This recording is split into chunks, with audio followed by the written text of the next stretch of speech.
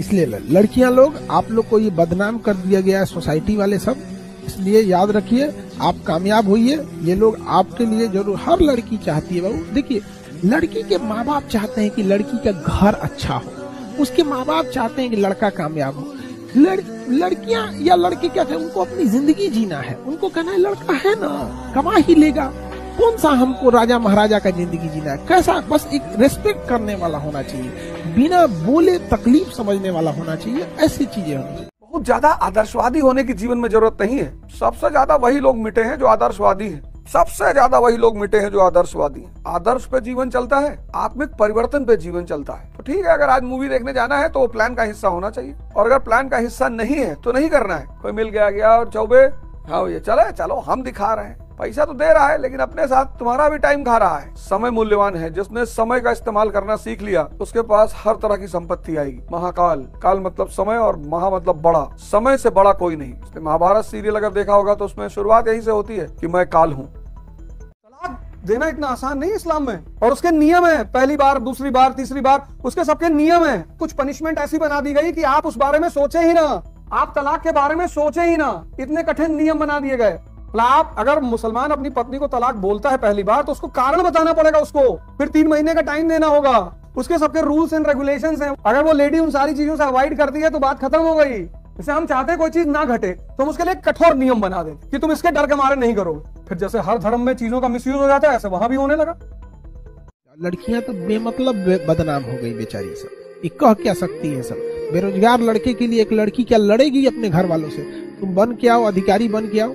तुम अधिकारी छोड़ो ना बाबू, एक सरकारी नौकरी कोई और लेके आओ। देखो तुम्हारे लिए न लड़ जाए सर घर से तो कहना, बिल्कुल लड़ जाएगी तुम्हारे लिए, लेकिन तुम रहोगे फकीर, बाप के पैसा पे पलोगे। हाँ, और उसके बाद सोचोगे तुम्हारे लिए लड़की लड़ जाए, वो भी किसके दम पे लड़ेगी?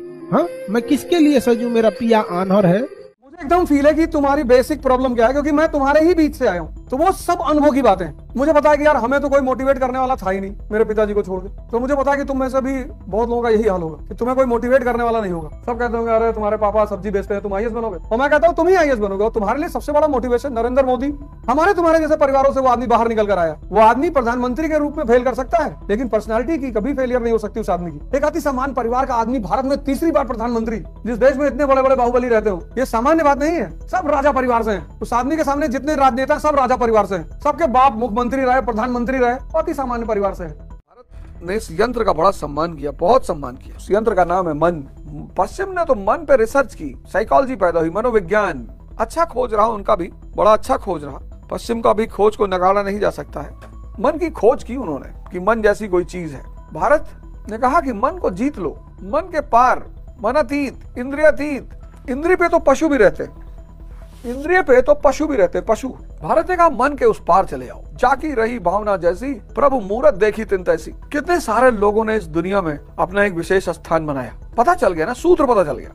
पिताजी पोस्ट मास्टर थे, मतलब पहले पोस्टमैन थे। पोस्टमैन होते थे ना जो चिट्ठी उठी बांटते थे, तो पिताजी मेरे पोस्टमैन थे। मतलब एक मैं शुद्ध मीडियोकर फैमिली से था, लोअर मिडिल क्लास। मेरा एडमिशन हो गया फातिमा इंटर कॉलेज में, वहां सब बड़े बड़े पूंजीपति घर के लड़के पढ़ते थे, उनके 2-2 गनर आते थे साथ में। और चूंकि हम बहुत साधारण घर से थे तो टीचर भी बेइज्जती करता था यार। मतलब अगर हमने क्लास में कोई गलत जवाब दे दिया तो टीचर इतना जलील करता था, कुछ नहीं कर पाओगे, भीख मांगोगे। और अगर किसी डीएम के बेटे ने गलत जवाब दे दिया तो उसको वो बड़ा पैट करता था, नहीं बेटा ऐसे, मैं तुम्हें सही आंसर बता। तो हमें कभी कभी लगता था कि यार इनसे हमारी क्या दुश्मनी है। उस वक्त तो मुझे समझ में नहीं आता था, पर मुझे ये नहीं पता था कि अनजाने में मेरे अंदर आग पैदा कर रहे हैं बड़ा होने का। हमारी एक हिंदी की टीचर थी, तो वो मेरे साथ किसी को बैठने नहीं देती थी, मुझे अकेले पीछे बैठाती थी, लेकिन वो अनजाने में मेरे अंदर एक इंस्टिंक्ट पैदा कर रहे थे। और एक पीटीआई था, वो खिलाता ही नहीं था हमको। नो सर हमें भी खिला लो। नो, तुम्हारे बाप ने कभी बैट पकड़ा है?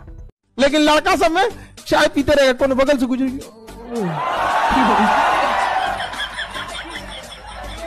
चैया गिरा लेगा, गिर गए। अरे रुक रो नहीं हो रहे।